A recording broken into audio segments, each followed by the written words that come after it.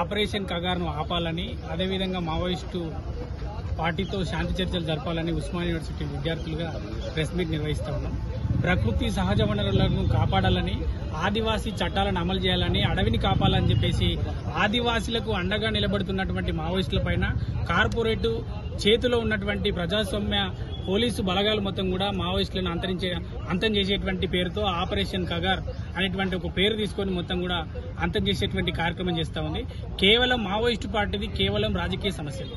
ఆ రాజకీయ సమస్యను ఆర్థిక సమానత్వం, రాజకీయ సమానత్వం లేకుండా ఈ భారతదేశంలో ప్రతి వ్యక్తి సమానంగా ఉండలేడని చెప్పేసి వాళ్ళు చెప్తా ఉన్నారు.